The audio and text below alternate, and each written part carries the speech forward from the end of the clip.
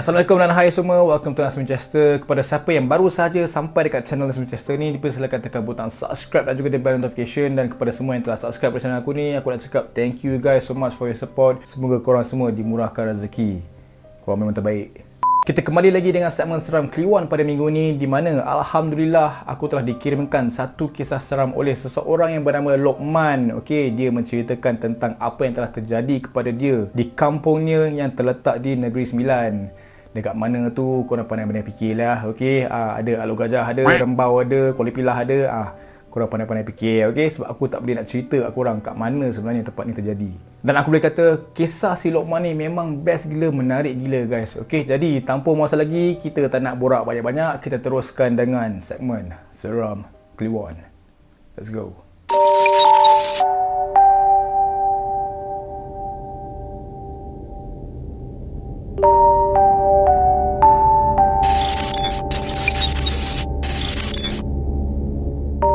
Kisah ni bermula apabila si Lokman ni menceritakan tentang hubungannya bersama mak dia. Memang rapat gila dia punya hubungan bersama mak dia, and dia kata mak dia ni adalah seorang yang memang baik gila hati dia, and tak pernah pun marah, tak pernah meninggikan suara dekat dia dan juga adik-adik dia tau. Macam si Lokman ni, dia ada seorang kakak yang lagi tua daripada dia dan dua orang lagi adik yang masih lagi kecil. Kakak dia bernama Yati dan dia ada adik yang bernama Naim dan juga Zaim. So untuk mak si Lokman ni, umur dia 65 tahun, di mana kakak si Lokman, Yati, berumur 25 tahun, Lokman umur 22 tahun. Dan untuk adik-adik itu masih lagi dalam persekolahan mereka lah. So agak jauh lah gap umur antara mak dia ni dengan dia punya adik-adik lah. Okay, sebab dia kata mak dia ni kahwin lambat. So that's why gap umur tu memang jauh gila lah. Cuma yang menarik dekat sini, apabila Lokman bagi tahu yang mak dia ni mempunyai satu anugerah yang memang rare, tak ramai orang tahu tentang anugerah ni tau. Ataupun tak pernah ada anugerah seperti mak dia ni. Di mana dia kata mak dia ni bukan sahaja berkawan dengan para-para manusia, tetapi berkawan juga bersama orang-orang bunian. Mak Lokman sentiasa menceritakan kepada dia tau, macam mana dia kenal orang bunian ni, apa yang diorang buat. Okey, seperti kita tahu orang-orang bunian ni macam kita juga guys. Okey, berpakaian macam kita. In fact, baju-baju diorang tu lagi lawa.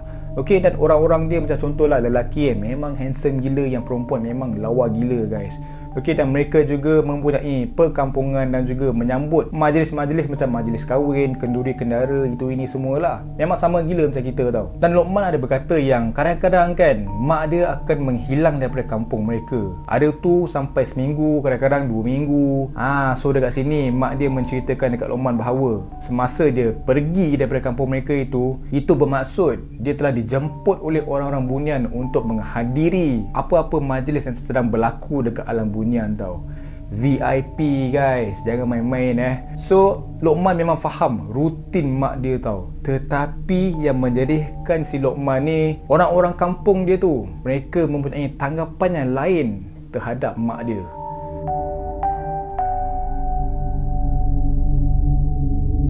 Terdapatlah kata-kata orang kampung ni kan yang cakap yang mak si Lokman ni tak betul lah, cakap sorang-sorang dekat veranda rumah lah, kadang-kadang minum teh sorang-sorang tapi cawan ada 2. So dia kata gila mak si Lokman ni. Memang Lokman frust lah bila dengar macam tu sebab yelah kawasan perkampungan, jiran dekat-dekat kot. So bila macam-macam rumours keluar, memang dia dapat tahulah guys. Okay, tetapi mak dia selalu menasihati dia dan juga kakak dia untuk mendidik adik-adik dia supaya sentiasa berbuat baik kepada orang ramai. Tak kisahlah kalau orang itu cakap buruk pasal keluarga mereka ke apa kan, biar. Yang penting kita kena sentiasa berbuat baik kepada orang lain. So itu adalah satu nasihat yang Lokman memang pegang kuat tau.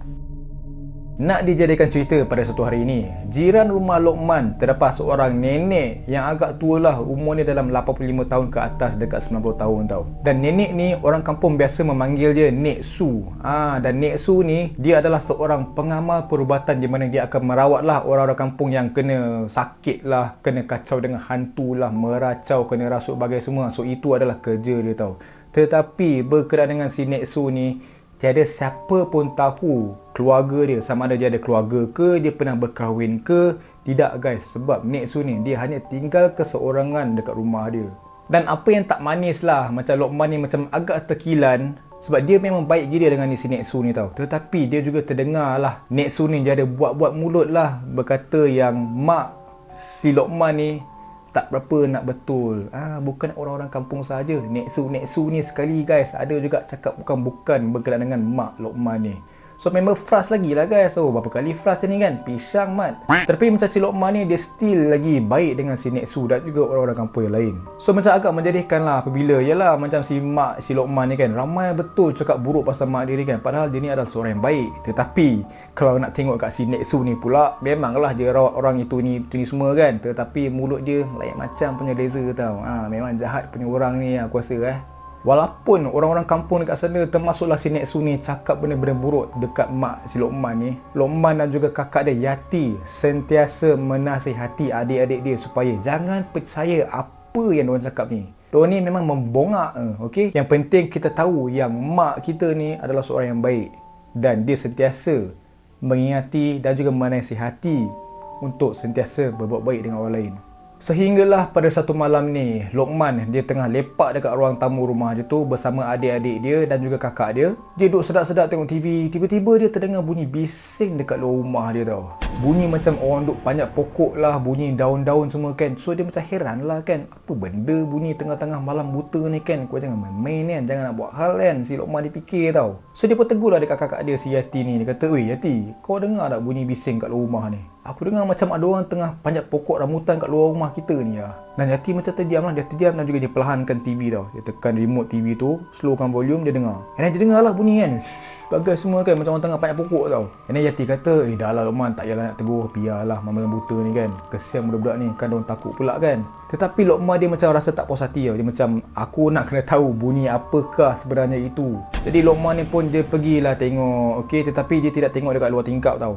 Okey, dia tengok melalui lubang-lubang dekat dinding rumah dia tau. Okey, rumah mereka ni diperbuat daripada kayu. So adalah macam ada gap sikit kan. So nampaklah dekat luar tau. So dia pun duk tengok, dia duk tengok kat celah-celah dinding tu kan. Apa yang dia nampak Neksu tu dia tengah duk tarik dahan pokok rambutan guys. Macam duk bergait macam tu tau. Tak tahulah dia nak buat apa kan. Dia nak tunggu rambutan gugur ke apa kan. Dia duk tengok macam tu dia. Dan sepanjang Lokman duk usah dia si Neksu tu, somehow Neksu dia macam tahu Lokman sedang memerhatikan dia tau.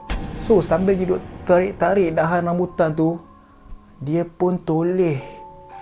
Dia toleh ke arah Lokman dan dia tersenyum guys. Lokman terbeliak mata mat.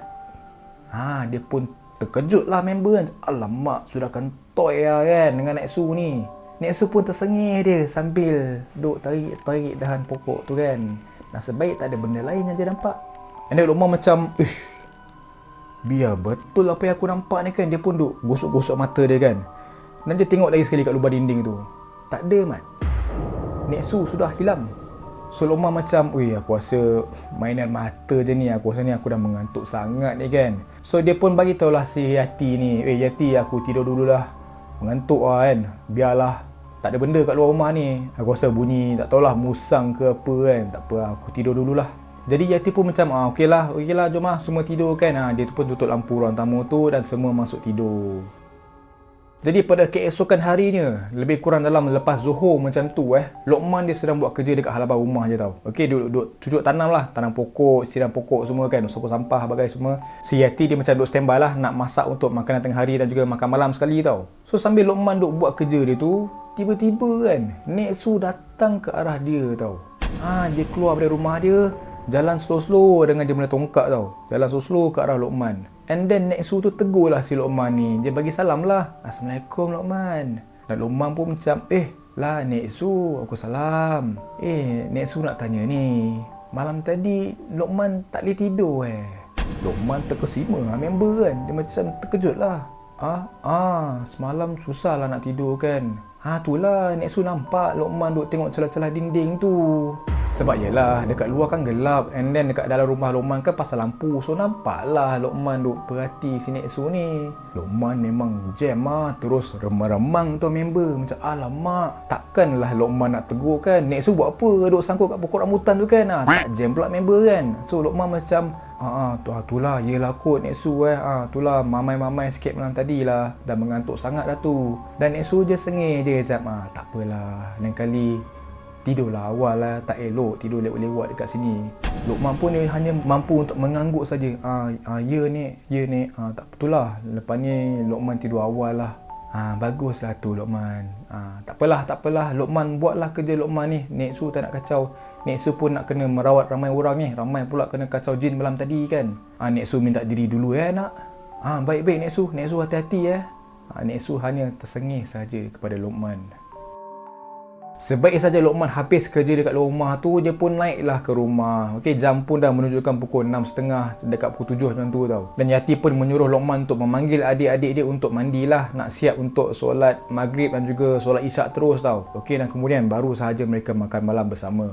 So lepas dah settle solat maghrib, solat isyak dan juga makan malam semua, Luqman dia akan membantu Yati untuk mencuci pinggan semua tau dekat sinki rumah mereka itu. So basically sinki macam biasalah menghadap tingkap kan, dan dekat luar tingkap itu adalah pokok rambutan yang si Luqman nampak Nek Su duk bergayut malam tadi tu tau. So sambil Yati duk cuci-cuci pinggan semua kan, tiba-tiba Nek Su itu muncul dekat luar tingkap guys. Tetapi tingkap mereka itu bukanlah buka pintu tingkap tu terus keluar tau. Okay, dia ada macam netting macam nak halang nyamuk masuk tu tau. Yati pun macam terkejut lah, macam la ilaha illallah. Nek Su, terkejut saya Nek Su. Nek Su buat apa malam-malam ni? Dah lewat dah ni, dah pukul 9.30 malam ni kan. Nek Su pun dia sengih macam tak adalah, saja nak melawat tengok korang ni. Yati buat apa tu? Padahal dah nampak member duk sental pinggan ni. Dan Yati pun katalah, tak adalah Nek Su, cuci pinggan biasalah budak-budak ni kan. Pinggan banyak betul ni. Biasalah budak-budak ni kan, makan banyak doang ni. Dan pada time tu Luqman dia duk bersih-bersihkan meja dan juga menguruskan adik-adik dia tau. Dan Nek Su tu pun berkatalah kepada Yati, meriah betul lah rumah kamu ni Syok lah. Tengok ruang tamu awak tu penuh saya tengok. Best betul kalau makan ramai-ramai macam ni kan. Nenek ni keseorangan je kat rumah. Kan best kalau ada orang boleh teman Nek Su kat rumah. Adalah kawan borak-borak ke apa kan, bolehlah Nek Su masakkan sekali. And then Yati macam tergamam tau. And then dia macam tulis ke belakang, nak tengoklah adik-beradik dia kan. And then dia berkata kepada Nek Su, tak adalah Nek Su, nampak je pinggan mangkuk ni banyak, tapi ni kita berempat je yang makan. Dan Nek Su tu pun dia mengangguk sajalah, macam yelah, tak apalah, kamu jagalah keluarga kamu elok-elok ya Yati. Dan juga kamu nasihatlah si Luqman tu tak maulah tidur lambat sangat. Dah berapa kali dah Nek Su nampak dia duduk termenung je kat luar tingkap ni. Yati pun dia hanya bersetuju sajalah dengan apa yang dikatakan oleh Nek Su. Dan Nek Su pun dia beransur pergi. Tetapi dekat situ Yati dia still tertanya-tanya, mengapa Nek Su berkata macam tu Dia mengatakan yang ruang tamu ni penuh, ramai sangat orang. So dia dah jadi macam takut dan juga heran tau. So dia pun panggil lah adik dia si Luqman ni. So dia berkatalah kat Luqman, Luqman, kau nampak tak Nek Su tadi? Dia singgah dekat luar tingkap ni. Kau biar betul Yati. Tak, aku tak perasan. Apa dia cakap kau? Tak adalah, dia tegur dia. Dia cakap rumah kita ni meriah. Sebab dia nampak aku duk basuh pinggan ni. And then dia kata yang rumah kita ni ramai gila orang. Ruang tamu penuh je orang. So dia kata macam best, meriah. Luqman jam dia kata, kau ni jangan bukan Yati. Kita berempat je kat rumah ni. Dah lah. Cuci pinggan tu dah. Jom bagi settle semua. Kita lepak ruang tamu je lah. Tak payah fikirlah apa yang Nek Su cakap. Risaulah aku. Ni dia kata yang dia nampak engkau duk termenung kat luar malam tadi. Apa hal? Itulah kot. Malam tadi lah kot yang aku duk dengar bunyi bising tu kan. Apa yang kau nampak sebenarnya Luqman? Cuba kau cerita kat aku. Kau jangan nak suruh-suruh benda pada aku ni Jadi Luqman pun dia menceritakanlah kepada Yati yang dia nampak Nek Su duk bergayut-gayut dekat pokok rambutan luar rumah diorang ni. Lagilah Yati rasa risau. Lagilah member rasa macam lain macam Nek Su ni tau. Jadi mereka pun just tidak menghiraukan tentang apa yang telah terjadi pada malam itu. And mereka pun tidur. Nak dipendekkan cerita, hampir seminggu dalam 3-4 hari macam tu, tiada sesiapa pun yang ternampak kelibat Nek Su di kawasan kampung mereka itu. So mereka macam heran tau. Sampai kan Luqman dia duk buat kerja kat rumah kan, dia heran tau, mana pergi Nek Su kan. Walaupun dia takut, tapi macam dia ni kan selalu bersangka baik kan. So dia macam heran lah. Dia tanya si Yati ni, Yati, kau tak nampak ke si Nek Su keluar rumah ke, datang rumah ke apa kan? Biasanya dia datang je duk kacau aku buat kerja kat luar ni. Tetapi Yati kata tidak, dia tidak nampak pun kelibat Nek Su. Termasuk jugalah dengan jiran-jiran mereka. Mereka pun dah rasa pelik. Sebab yalah, Nek Su ni walaupun dia macam scary, tapi dia friendly guys dengan jiran-jiran kat sana Dan lagi-lagi dia ni kan seorang pengamal perubatan, so macam orang nak datang merawat pun tak ada tau. Okey, ada yang datang, panggil-panggil bagi salam, tak ada orang menjawab, terus balik. So itu telah memberikan satu kehairanan di kalangan orang-orang kampung dekat sana.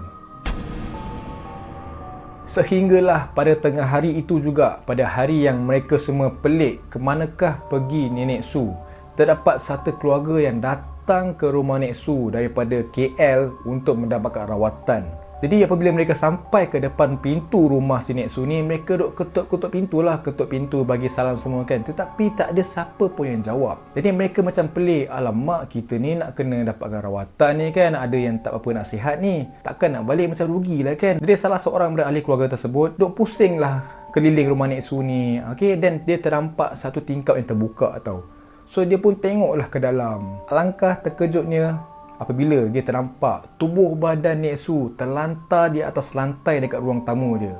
Dia pun terkejut dan juga memberitahu kepada semua jiranan kampung itu untuk melihat keadaan si Nek Su ni, adakah dia okey ke tidak. Dan terdapat seorang wanita ni yang memang begitu rapat dengan si Nek Su ni, terus masuk ke rumah Nek Su dan melihat keadaan Nek Su pada time tu tau. Dan terus dia mengucap apabila dia dapat tahu yang Nek Su sudah tidak bernafas. Bermaksud dia telah pun meninggal dunia.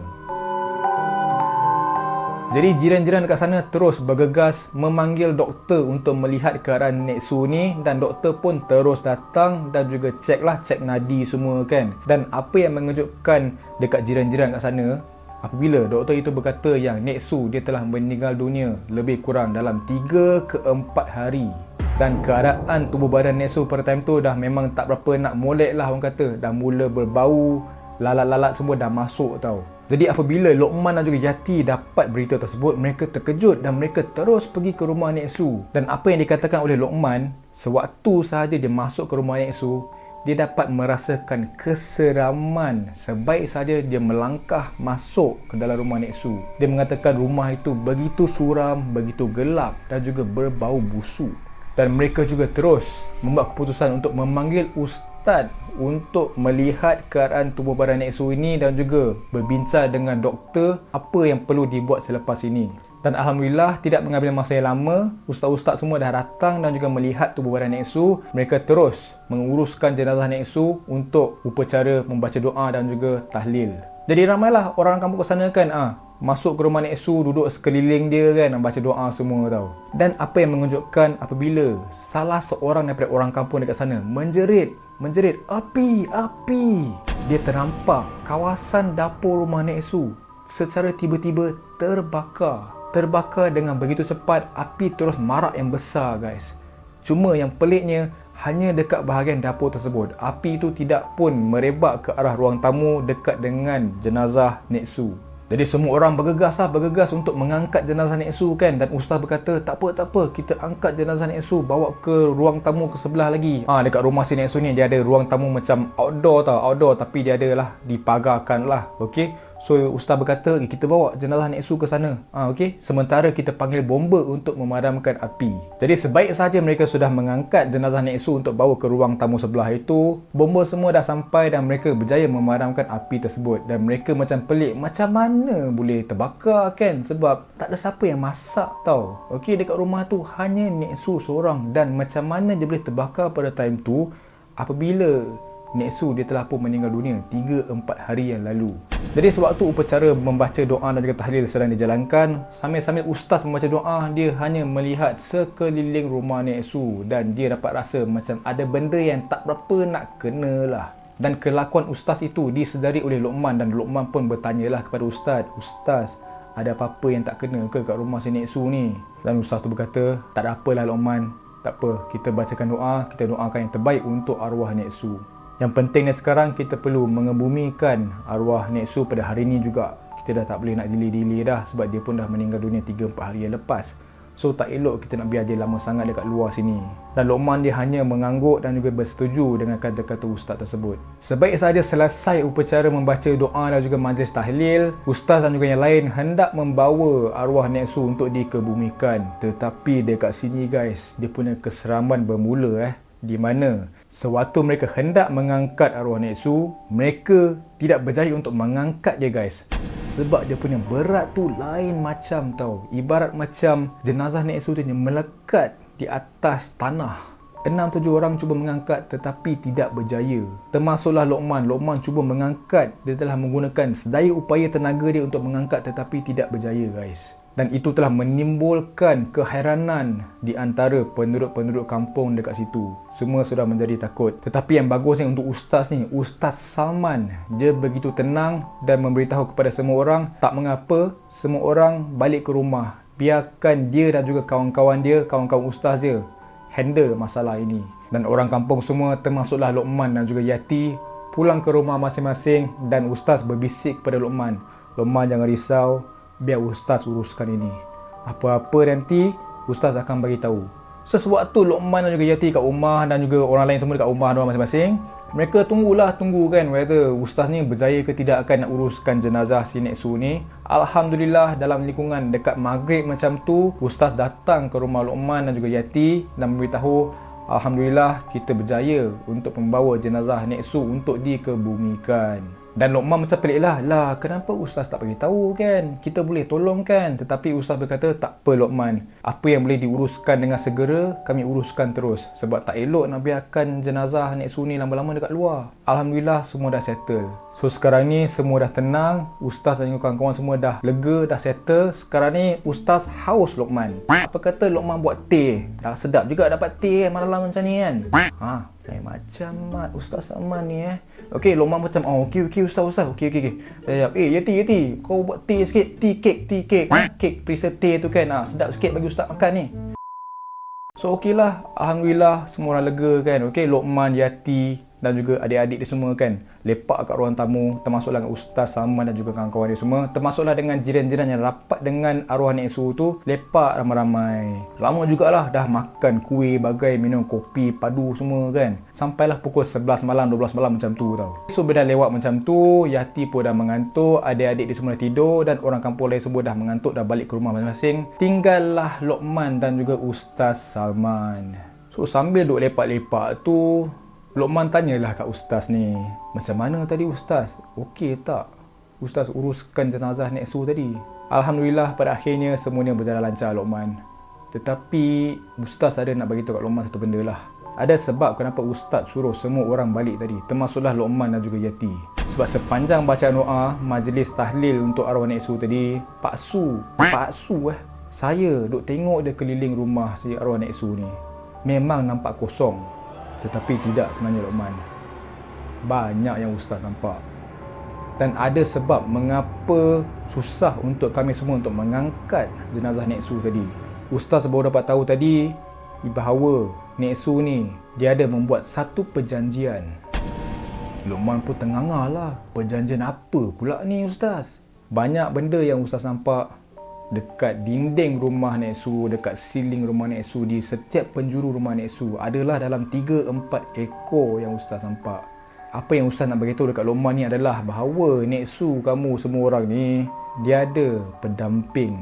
Dan ada juga orang-orang kampung beritahu kat ustaz tadi, pada setiap malam pukul 12.30 malam mereka akan nampak dan juga dengar kelibat kerbau yang begitu besar yang berwarna hitam sentiasa kelilingi rumah Nek Su. Dan ustaz pernah nampak makhluk yang macam itu. Dia punya mata dia memang merah Luqman. Bukan yang merah menyala, tetapi mata yang merah macam mata orang sakit macam tu. Dia punya dengusan yang memang kuat. Ustaz sendiri pernah nampak. Dan apa yang ustaz boleh rumuskan dekat situ, kelibat kerbau itu adalah sebenarnya kemungkinan besar saka milik Nek Su. So Luqman pun tanyalah dekat ustaz tu, dah ustaz buat macam mana dengan pendamping Nek Su ni? Ustaz berjaya buat deal, buat nego-nego dengan dia kan, untuk melepaskan Nek Su supaya Nek Su ni boleh dikebumikan dengan aman.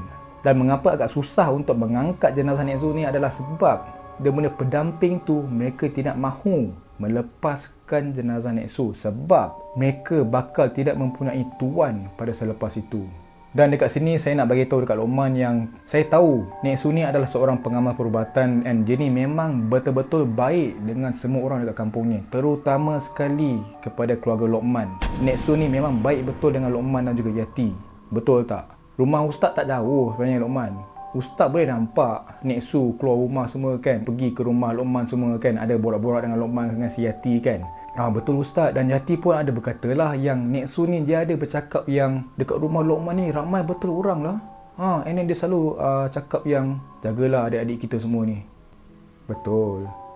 Ada sebab mengapa dia betul-betul rapat dengan keluarga si Luqman ni. Sebab Nek Su dia tahu dia bakal meninggalkan semua.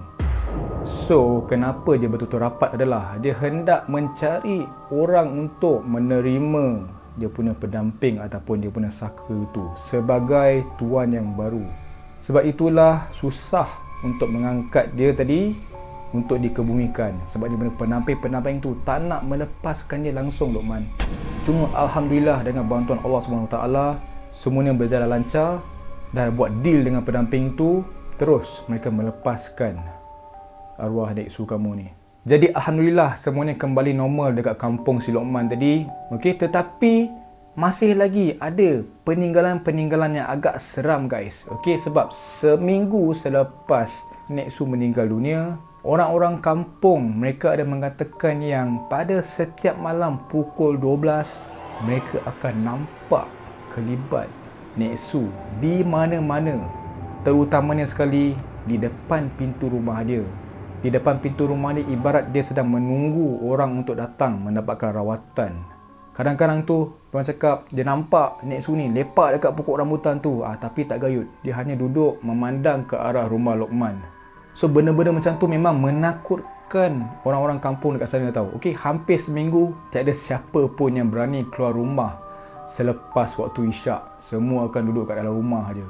Termasuklah Luqman dan juga Yati, mereka juga ternampak juga kelibat Nek Su di depan rumah mereka. Selang beberapa hari kemudian, ibu Luqman pulang ke rumah. Luqman dan juga Yati begitu gembira apabila ternampak kelibat mak mereka itu masuk ke dalam rumah dan terus memeluk mak dia itu. Termasuklah dengan adik-adik dia, Zaim dan juga Naim. Jadi selepas mereka dah peluk-pelukan semua kan, mak Luqman ada berbisik dekat telinga dia. Dia bertanya, semua okey je Luqman sepanjang mak tak ada? Semuanya berjaya diuruskan Luqman macam blur tau. And then dia katalah, ya mak, semuanya Alhamdulillah okey. Yati semua okey, Zaim okey, Naim pun okey, Luqman pun Alhamdulillah okey. Tetapi mak, tak apa Luqman. Mak tahu Nek Su kamu kan? Macam mana mak tahu? Mak ada je. Sepanjang mak tak ada kat sini, tapi mak tahu apa yang sedang terjadi dekat kampung kita ni. Jadi Luqman dan juga mak dia ni terus keluar ke arah veranda dekat luar rumah diorang ni, minum teh sama-sama, borak sama-sama. Dan mak Luqman ada berkata, macam ni lah Luqman, mak tahu ramai orang tak sukakan dekat mak, termasuklah Nek Su. Mak tahu macam-macam dia cakap, tetapi mak terima sahaja. Dan mak tahu dia memang merawat orang semua, dan mak juga tahu dia mempunyai pendamping dan juga saka. Dan dia sentiasa berusaha untuk mencari orang untuk menjadi tuan yang baru kepada pendamping dan juga saka dia itu. Alhamdulillah, Ustaz Salman, seorang ustaz yang memang berilmu dan juga kuat iman dia, berjaya untuk menyelesaikan masalah itu. Mak pun ada juga borak-borak dengan Ustaz Salman tadi sebelum mak sampai ke rumah. Dan dia ada berkata yang dia happy, dia gembira tengok Luqman dan juga Yati menjaga adik-adik kamu ni, menjaga keluarga kita, rumah kita, dan juga sentiasa berbuat baik dengan orang-orang di kampung ni, termasuklah arwah Nek Su. Mak bangga dengan Luqman dan juga Yati. Mak bersyukur sangat mendapat anak seperti Luqman dan juga Yati. Sebab itulah mak selalu pesan sentiasa berbuat baik dengan semua orang, walaupun macam mana pun mereka mencaci keluarga kita ini. Mak bersyukur untuk ada Luqman dan juga Yati, termasuklah Naim dan juga Zaim sebagai anak mak. Pasti arwah abah kamu berasa teramatlah bangga dengan kamu semua.